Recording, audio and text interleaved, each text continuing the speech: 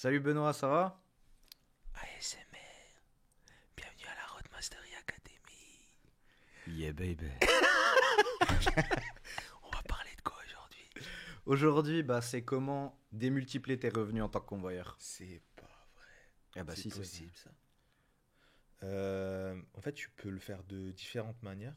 Je pense. Putain, si je réfléchis bien.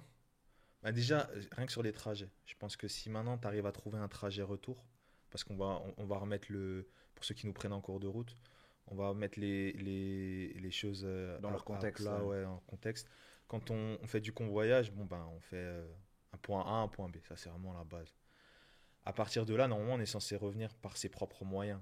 Donc, soit par train, avion, etc. Donc, c'est des frais qui se soustraient en fait du tarif mission qu'on a reçu de base.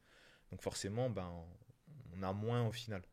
Si maintenant on a un trajet retour qui nous ramène soit sur le point A, soit proche du point A, bah forcément, tu as ton panier qui augmente et tes frais qui diminuent. Donc, rien que ça, je pense que c'est une première solution pour optimiser son panier et gagner plus. Et toi, Ouais, je sais pas ce que tu en penses. donc en gros, en fait pour moi, ce que je vois là-dedans, c'est t'as ton deal qui est point A, B, ta mission. Donc si t'as que cette mission-là, tu dois optimiser le fait que ton retour de B à A soit le moins cher possible avec les transports. Donc pour moi, ça c'est un sujet. Et t'as le deuxième sujet où t'as soit un retour B A avec une voiture, donc payé, ou par exemple, tu as une composition, tu as je sais pas, je vais raconter n'importe quoi, tu as 5 livraisons à faire, ou tu as A, B, B, C, D, D, E par exemple. Oui, non, après, c'est clair que tu peux aller jusqu'à Z si tu veux, hein. Ouais, là on peut aller juste. Mais en gros, l'idée c'est que le dernier point soit le plus proche possible de là où tu habites. Comme Ouais. ça, tu es rentré gratuitement, ou Mhm. même encore mieux, tu es payé. Et en termes de tarifs, c'est limite mieux de prendre des combinaisons parce qu'on va te payer des trajets uniques, alors que parfois les trajets ABA par exemple, donc les allers-retours, sont payés moins cher parce que justement on te fait rentrer. Mais c'est les plus simples. Ça, là-dessus, on est Ah, mais d'accord. c'est sûr, t'as pas besoin d'organisation, t'as pas besoin de réserver ton train, t'as pas besoin de. Il y a plein de choses sur lesquelles t'as pas besoin de te concentrer, tout simplement. T'as juste besoin de gérer, en fait, d'arriver euh, à l'heure convenue au point B. Et le point A, souvent, ben, si on revient, c'est soit des parcs de stockage ou alors des points finaux où généralement il y a pas d'horaire fixe. Ouais. Après, il faut ramener le véhicule tout de suite, hein, on va pas se balader avec, faut pas exagérer. Ouais, ben, quand tout ce qu'on appelle un aller-retour, c'est pas genre aller cette semaine et retour Ouais, fin d'année prochaine, c'est c'est sûr. vraiment dans la foulée. Nous, c'était dans la demi-heure qui suivait, grand max, et encore, ça, c'est s'il y avait un problème. En général, t'arrives et le second véhicule que tu prends est déjà disponible. Mm. Et pour parler de tarifs, justement, vu que comment on optimise, en général, les ABA, donc les allers-retours, c'était 50% le retour de l'aller. Donc, si tu avais un trajet à 100 euros, la mission, elle était de payer 150 parce que tu faisais l'aller à 100 et le retour à 50. Ouais, c'est ça. Mais tu gagnais, en fin de compte. Même Bah si on oui, te payait la moitié du trajet aller, bah, t'avais pas ces frais qui te déduisaient de la mission aller. Et dans ce cas-là, ton panier, enfin, il était, comme on dit, multiplié par 10. Ça va extrêmement vite. Ça peut être aussi le fait de pas aller trop loin, aussi tout de suite, parce qu'on a fait nos calculs, nous en interne, mais généralement, quand ça dépasse les 600 km, c'est un peu compliqué de revenir directement. Et donc, si on ne revient pas directement, forcément, ça engrange des frais supplémentaires. Hôtel, Airbnb pour ceux qui font de l'Airbnb, ça c'est une des combines, voilà, ouais. les frais de nuitée, comme on dit. Et à ça, on rajoute forcément ben, les repas ou autres hein, qui sont à la charge de la personne quand elle exerce l'activité. Donc tout ça mis bout à bout, ben, on arrive forcément à des frais soit qui s'additionnent, soit qui se soustraient. Donc ça dépend comment on gère en fait la mission qui nous est attribuée. Toi, je sais pas si tu vois d'autres choses, mais euh, je pense il y a d'autres éléments qui doivent se rajouter pour justement éviter de mutualiser ces dépenses. Il y a ça, mais on va dire rester dans le sujet de l'optimisation de son trajet avec de multiples missions. Là, il faut juste faire attention à une chose, c'est que ça s'embrique vraiment bien. Qu'est-ce que je veux dire par là? C'est que malheureusement, il y a aussi des problèmes sur les trajets. Donc, si tu multiplies les trajets entre différentes plateformes ou avec différents clients, bah, tu peux avoir dans ta chaîne, disons que tu as deux ou trois livraisons à faire, dans ta chaîne, si au milieu, au départ ou à la fin, tu as un véhicule qui a un problème, eh ben, potentiellement, tu n'arrives pas à livrer le prochain ou tu n'arrives pas à le récupérer. Et alors là, tu risques de perdre au change. Donc il faut bien faire son calcul ou anticiper et prendre beaucoup de temps d'avance pour bien le récupérer, pouvoir aller quand même, parce que ce qui se passe quand une mission est annulée, elle t'est payée normalement quand même. Mm. Si vraiment elle est annulée dans les règles de l'art et que c'est pas toi qui as annulé la mission, la plateforme ou ton client te la paye parce qu'il t'a réservé entre guillemets, donc tu peux quand même aller au prochain point. Ça c'est juste, on va dire, le point d'attention à prendre si tu optimises tes trajets et tu fais trois quatre livraisons à la suite. Et encore, en général, c'est 2 ou 3. Si tu as l'ABA, ben, en général, ça dépend du client. Donc, il va te payer la mission en entier. Tu peux quand même rentrer, même si tu as un problème. Et là, ensuite, on va venir au deuxième sujet qui est potentiellement lié. C'est optimiser, en fait, ses frais. Ça, c'est quand tu fais du AB classique ou que ce que tu as dit, par exemple, c'est quand tu fais du AB+, mais tu as plusieurs jours qui s'écoulent. Alors là, tu as plusieurs combines. Tu as le transport, ça c'est ton plus gros frais de ce que moi je peux percevoir. Parce que le carburant, lui, il est remboursé par toutes les plateformes. Le péage, ça dépend, des fois il est inclus, donc tu peux l'éviter, donc gagner plus, ou il est remboursé. Et ensuite, ben, il y a justement ce déplacement. Et c'est là, je pense, que où les convoyeurs peuvent faire la plus grande économie. Par simplicité, la plupart prennent le train. Moi, je pense que c'est une erreur de se limiter à ça. Pour moi, oui, en tant que convoyeur, tu es censé avoir, à mon égard, tu me dis si j'ai tort ou pas, mais tu as trois amis. Tu as la SNCF, tu as Blablacar ou ses concurrents d'ailleurs, hein, je fais pas de la pub pour une plateforme, et ensuite tu as Flixbus et ses concurrents. Et moi je pense qu'il faut que tu trouves en fait le juste milieu entre ces trois, pour que l'un puisse rattraper l'autre si jamais il y a un souci. En général, le covoiturage, donc pas le convoyage, mais le covoiturage, c'est la solution la moins chère. Avec Flixbus, ils suivent de pas loin. Mais elle est un peu plus flexible. Ensuite, tu as le train. Ça, c'est la solution en général qui est la plus stable parce que même quand ils sont en retard ou qu'ils font grève, tu es au courant. Alors que le Blablacar, s'il décide de pas se pointer, des fois, c'est dernière minute. Mais en gros, pour moi, il faut que tu prennes une combinaison de ces trois-là pour optimiser tes trajets de retour. Enfin, je sais pas, toi, de ton expérience, ce que tu en penses. Ouais, moi quand j'avais commencé, mais en fait, tu te rappelles de Benjamin qui était intervenu la dernière fois. Ouais. Bah lui, tu vois, il nous avait parlé de sa trottinette. Et aujourd'hui, je pense que la trottinette permet aussi de mutualiser ses frais. Quand on arrive dans un endroit où on livre, alors souvent, ça peut arriver, hein, on peut livrer en pleine ville, comme on peut livrer dans des endroits qui sont un peu plus reculés. Ça dépend du client où il est. C'est sûr que si on est en trottinette pour faire quelques kilomètres, il n'y a pas de problème. Franchement, on la prend avec soi, on la met dans le coffre et ça permet de se débrouiller facilement. Par contre, si on n'en a pas, c'est tout de suite un taxi ou alors on marche. Mais marcher, si c'est pour marcher 40 minutes, 1 heure ou 1 heure et demie, je pense que si on est dans un endroit qu'on ne connaît pas, souvent on finit avec le taxi. Donc, comme l'a dit Benjamin la dernière fois, je pense que c'est même indispensable aujourd'hui d'avoir une trottinette. Moi, j'ai commencé sans, mais parce que l'évolution du convoyage me permettait de travailler sans. Euh, je, je travaillais souvent avec les agences de location, donc c'était toujours en pleine ville. Maintenant, il suffit d'avoir une connexion Internet pour pouvoir se faire livrer un véhicule. Donc c'est sûr que bah, partout en France, on est amené à pouvoir livrer. Donc je pense que la mobilité en soi aussi fait partie des forces pour mutualiser justement ces ressources. Bah, justement, tu parlais de Benjamin.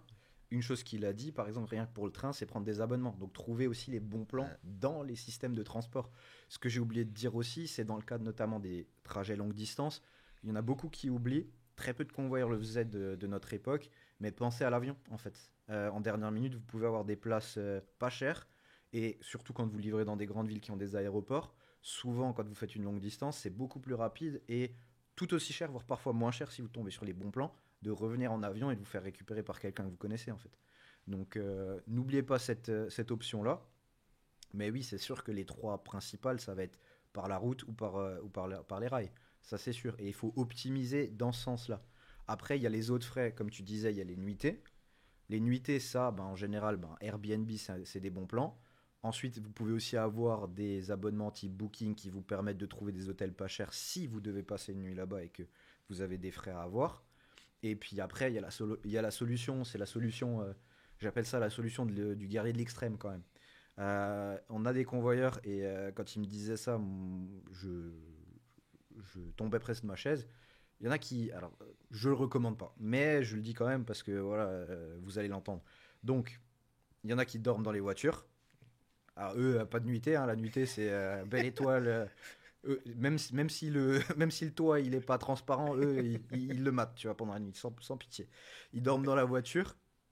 Et pour les frais de retour, il y en a beaucoup, notamment des parcs, qui misent, et à juste titre, parce que j'avais notamment un convoyeur qui faisait ça tout le temps, autostop, Ouais, c'est ce que j'allais dire, l'autostop. À l'ancienne. à l'ancienne. Alors, c'est compliqué aujourd'hui parce qu'on vit dans une société où voilà, c'est ça. C'est pas que ça se fait plus trop, mais voilà, c'est un peu plus méfiant, mais ça marche toujours et ça permet de sortir de situations quand même assez catastrophiques. C'est un peu préjugé, je trouve, parce que dans le sens où t'as toujours des gens qui sont prêts à faire de l'autostop, et notamment dans ce cadre-là que je viens de préciser, c'était par rapport à un parc, donc en fait lui il cherchait à aller à la gare la plus proche, qui était souvent sur la route, enfin lui il se positionnait sur la route direction la gare, quoi, hein. Il rendait la chose facile aux gens, donc là aussi, hein, il demandait pas l'autostop, c'était en mode oui je suis en fin fond de Bretagne, ramenez-moi à Mulhouse, non c'était ramenez-moi à la gare, je sais pas moi, de Rennes par exemple, tu vois.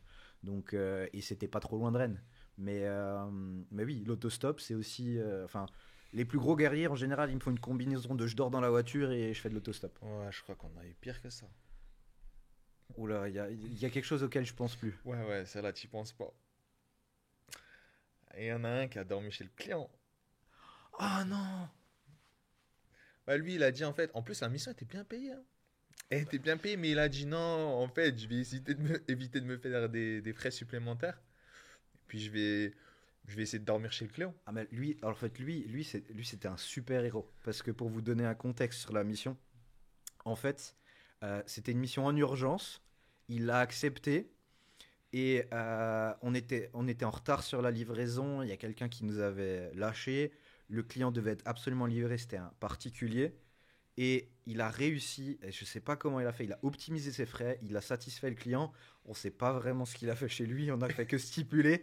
Mais en gros, il a réussi à dormir chez l'habitant. Et on a eu le meilleur retour client jamais. Parce qu'en gros, il était ultra bien présenté. Il avait tapé la conversation. Costard, mec. Il était en Costard. costard chez notre client. Le Ouais. client nous appelle, dit mais ils ont changé vos chauffeurs. Je dis, ah bon? Le mec, il était en costard cravate. Il est arrivé chez le client en retard. Il s'est excusé. On s'est dit, mais c'est foutu. On a perdu notre client. Il a mangé chez lui, il a dormi chez lui Ouais. et il s'est fait ramener à la gare. Ouais. Ça fait un strike. Et genre, parce que c'est un concessionnaire qui nous avait missionné, il nous a fait écoutez les gars, franchement, j'y croyais plus, hein, j'étais prêt à vous lâcher, mais limite, vous avez mieux livré que si vous aviez livré à l'heure. Incroyable. Un truc de fou. Expérience client, 10 sur 10 en fait. Ouais. On s'est dit, Est-ce qu'on réitère l'expérience? L'expérience, ouais. Il Non. avait pas que des bons aspects, ce gars-là. Mais là, il nous a bluffé pour le coup. Ouais, c'est sûr. Mais ouais, ça c'était. Alors, ça c'était du grand chelem. Franchement, c'était triste et magnifique d'un côté. Parce que il avait tellement bien fait sur ce point-là et sur d'autres points moins. Mais bon. Voilà, Ouais, quoi. au final, il s'en est bien sorti. Je pense que avec ses coups ben, qu'il a engendrés. Après, ben, justement, on peut rebondir là-dessus. Tu parlais de missions express. Les missions express sont généralement mieux payées, mais ça demande une autre organisation. Et notre organisation, ça engendre aussi des frais, puisqu'on va justement se déplacer au dernier moment.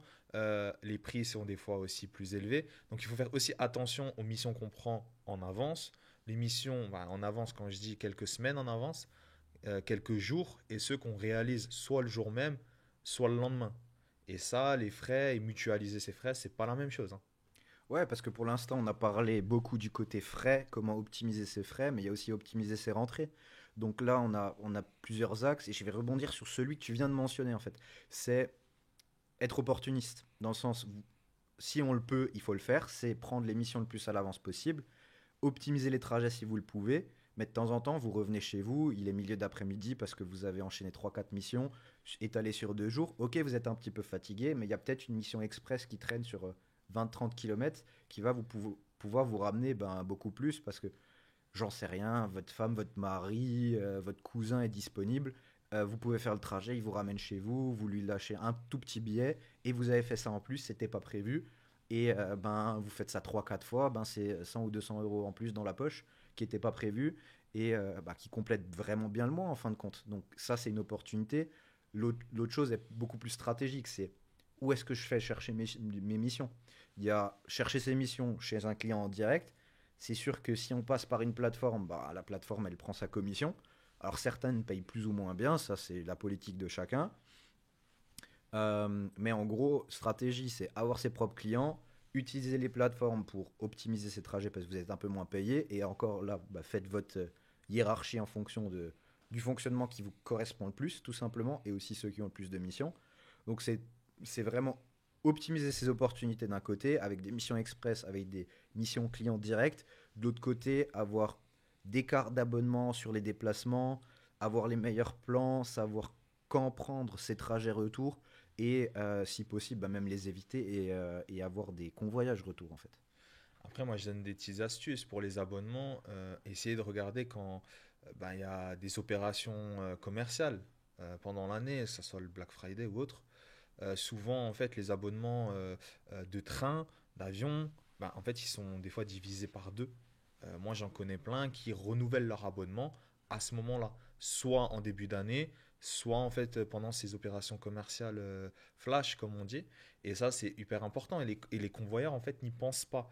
Donc, il y a toute une organisation, en fait, qui s'effectue ben, autour de ça pour justement limiter leurs frais. Et il y a plein de moyens de le faire. Il y a plein d'applications aujourd'hui qui permettent de pouvoir limiter leurs frais, leur abonnement et leur mobilité. Mais justement là, je rebondis là-dessus. Toi, tu penses à quelles applications quand tu parles de ça? Alors je te demande, il y en a plusieurs, hein, franchement, il y en a beaucoup. Mais toi, c'est quoi celles Mais que tu rien que utilisais? pour manger. Enfin, moi, je sais qu'il y en a, malheureusement, ils lésinent pas quand ils sont sur des longues distances. Mais c'est des applications du quotidien qui permettent d'avoir des pourcentages, en fait, dans certains endroits, tout Genre, simplement. genre comme Too Good To Go des fois, des trucs comme Oui, ça, bon, quoi. bon, après, bon, j'irai pas jusque-là. Ça dépend si on a une nuitée ou pas. Mais c'est sûr que si on est à l'autre bout de la France, pourquoi pas? Mais après, il y a d'autres applications où on peut avoir des pourcentages sur certains endroits pour manger. Après, c'est sûr que ça reste un travail. Si on reste quelques jours là où on est, parce que ça peut être sympa, hein, on peut être dans le sud pour ceux qui viennent du nord, ou ceux qui viennent de chez nous aussi dans l'est, qui vont pas souvent dans le sud, veut passer quelques jours, on n'a pas forcément une mission. Ça peut être aussi le fait d'avoir une mission, mais pas forcément maintenant, mais un jour après. Pourquoi pas rester là où on est et de reprendre ce véhicule-là pour remonter au lieu de générer des frais pour remonter directement. Et ça, en fait, il faut savoir jongler en fait avec les différentes plateformes ou même tout simplement aller chercher ses propres clients pour les avoir aux quatre coins de la France et pouvoir justement les additionner. Ok, ouais, je vois, mais par exemple, alors pour être vraiment concret, hein, c'est quoi? C'est des applications comme Wigo, comme, je sais pas, Rome to Rio, enfin voilà. Ouais, alors, Ouigo, malheureusement, il n'y en a pas partout. Oui. Je pense qu'il y a des trajets qui sont plus mis en avant que d'autres, hein, forcément vers les grands axes. Si on prend maintenant ben, forcément Paris, ça part et ça vient. Donc, je pense que ceux qui seront là-bas sont un petit peu plus avantagés que les autres. Mais sinon, pas besoin de revenir mais sur la mobilité, tout simplement. Je pense que les gens doivent être ingénieux pour pouvoir s'en sortir et créer justement des économies. Et honnêtement, quand on dit multiplier par 10, c'est largement possible. Quand on voit comment s'effectuent les missions aujourd'hui, les gens, en fait, ils y pensent pas. Et une nouvelle fois, ils sont pas mis au courant, ils sont pas organisés, ils sont pas formés. Ouais, Voilà. c'est ça le problème, parce que tu peux économiser, ben, quand tu as tes abonnements de train SNCF par exemple, il y a des horaires où tu payes moins cher le trajet. Donc déjà là, tu vas économiser. Tu prends des abonnements sur des longues distances de type TGV Max aussi, ce genre de choses. Voilà, tu as ces choses-là qui vont te permettre, ben, dans certains horaires, d'optimiser tes coûts. Et ça va être notamment ultra intéressant sur des missions type loueur où tu vas pouvoir choisir à quelle heure tu livres. Et parfois même, en tant que convoyeur, on a l'opportunité d'échanger avec le client et de lui proposer un horaire de livraison. Parce que des fois, ils sont flexibles. Donc autant utiliser ça et les calquer sur des horaires où toi, en tant que convoyeur, pour rentrer chez toi, tu vas payer le moins cher en fait. Ouais, c'est vrai que les gens, des fois, en fait, ils se sentent imposer certains horaires qui les arrangent pas et peut-être qui engendrent des frais supplémentaires. Et il suffit des fois de discuter avec le client pour pouvoir peut-être déplacer un horaire, déplacer une livraison, déplacer un enlèvement, c'est tout à fait possible. Quand c'est pas possible, c'est pas possible. Mais faites-le, demandez, ça coûte rien et ça peut vous sauver. Moi, je sais que personnellement, ça m'avait déjà sauvé. J'avais un train avant qui me ramenait chez moi. Il était quasiment plus de 50% moins cher parce que il était vide, tout simplement. Et donc, je me dis que le train suivant coûtait quasiment 2 fois plus cher. L'horaire à laquelle je livrais ne me permettait pas de prendre le train d'avant. Et ben au culot, j'ai appelé le client et je lui ai demandé gentiment si c'était possible de le livrer un peu avant. Il m'a dit qu'il était libre. Et en fait, par ces petites choses-là qui fait qu'on peut optimiser largement ses frais. Ouais. Ouais, c'est parfait. Bah, en fait, c'est ça, il faut avoir quasiment une sorte de récap, connaître toutes les applications et pouvoir ben, piocher celle qui va correspondre le plus à ta situation, hein. Ouais, c'est sûr. Ben, moi, quand je livrais aussi, quand j'ai commencé à livrer dans des endroits reculés, ben, en fait, la règle, c'est qu'on ne demande pas au client. On ne demande pas au client de pouvoir nous ramener ou autre. On doit repartir par ses propres moyens. Là, je parle vraiment du principe qu'on est sur un point A, point B. Ouais. Vous pouvez toujours demander au client où est la gare, où est le transport en commun le plus proche.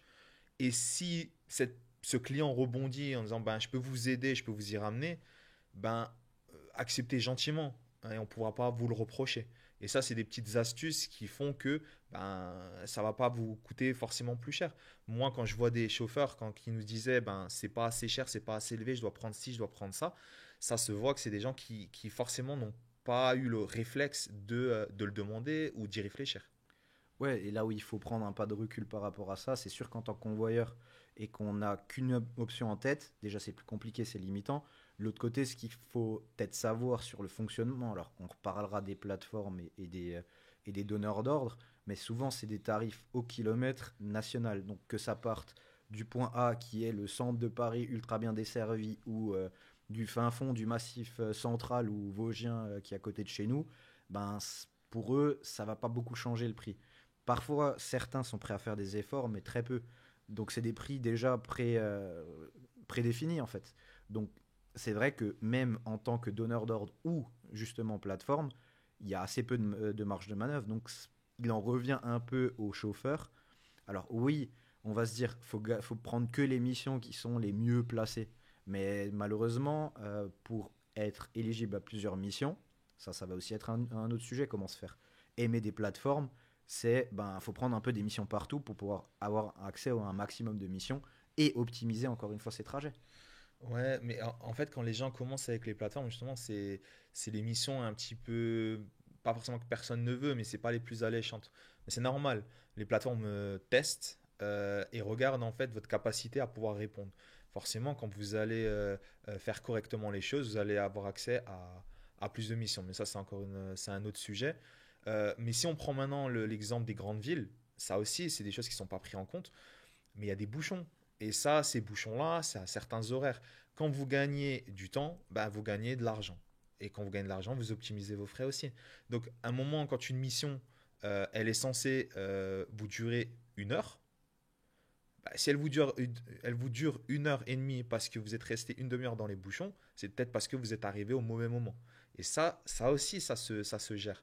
Quand on arrive à Paris, on sait qu'il ne faut pas arriver aux heures de pointe. Alors, je dis pas que c'est pas bouché, mais je pense qu'il y a des horaires qui sont beaucoup plus flexibles et beaucoup plus arrangeants. Donc, regardez avec les clients, essayer de rentrer par des zones qui sont moins fréquentées. Bah, justement, il faut utiliser les applications Type GPS, Waze, ouais, ce genre de choses, exactement, ouais. Ça aussi, c'est qui vrai. donnent en temps réel les moyens de pouvoir accéder au point B ou au point A quand on revient de la meilleure des manières. Et ça, ben, je trouve que les chauffeurs l'utilisent pas assez. Donc, je sais pas ce que tu en penses, mais Bah si, c'est vrai que en fait, souvent ils se limitent à une seule application. Type, je vais raconter n'importe quoi, Google Maps par exemple, ou seulement Waze. Mais la vérité, c'est que de temps en temps, notamment dans certains points clés, comme tu le mentionnais, si tu as ton trajet de 500 km et tu arrives en région parisienne, ben, un Google Maps c'est pas mal, ça te donne le trajet le plus rapide jusqu'à Paris, mais dans Paris, c'est peut-être pas une mauvaise idée de basculer sur Waze en fait. Parce que là-bas, bah, justement, tu as plus d'infotrafic. C'est un exemple. Après, chacun ses applications. Il y en a d'autres au niveau local. Il faut un peu s'y connaître dans les régions pour se dire, OK, je vais passer de cette appli à cette appli. Encore une fois, c'est une question d'organisation. Alors, l'organisation en amont, ce qu'on appelle la planification, mais l'organisation, avoir plusieurs cordes à son arc, comme tu le disais, et certaines de ces cordes, c'est des applications qui sont adaptées à certains endroits précis, en fait. Mm. Mais justement, ça me rappelle l'idée, enfin, le fait que Benjamin avait dit que il y a certaines missions qui sont payées avec et sans péage. Donc là, c'est pareil. Avec et sans péage, ça permet justement aussi de générer de générer moins de frais. Et les péages sur des longues distances, ça pèse lourd. Le temps que certains vous remboursent, d'autres pas. Si vous les évitez, ça prend plus de temps, certes, mais au moins vous pouvez faire plus de missions. Certains, au bout de 2 semaines, n'ont plus la capacité de faire des missions parce qu'ils n'ont plus assez de fonds de roulement. Donc le fonds de roulement, on le rappelle à tous, c'est votre trésorerie, c'est l'argent que vous avez sur votre compte avant que votre client ou la plateforme vous paye. Et ça, généralement, au bout de 2 semaines, certains n'ont plus la capacité de pouvoir continuer parce qu'ils n'ont pas encore été payés. Donc, essayez de regarder avec les missions où il y a payé, enfin, le péage est remboursé ou le péage est déjà inclus dans la mission. Tous ces petits détails qui font que vous pouvez être soit payé plus rapidement, soit engendrer moins de frais. Donc, mis bout à bout, en fait, tous ces éléments font qu'en fait, vous pouvez tout simplement multiplier votre panier par deux, alors qu'à la base, vous avez le même tarif mission que le voisin. Ouais, c'est exactement ça. C'est vraiment la combinaison qui va faire la différence. Ouais, c'est sûr. Ouais, parfait. Bah, je sais pas si tu as encore autre chose à rajouter. Mastery Academy, ASMR, multiplié par 10. Non, en fait, c'était multiplié par 20, je vous le dis pas. Donc, en gros, non, je vous le dis sincèrement. Il faut liker, il faut aimer la vidéo, il faut commenter aussi parce qu'on attend votre retour et abonnez-vous.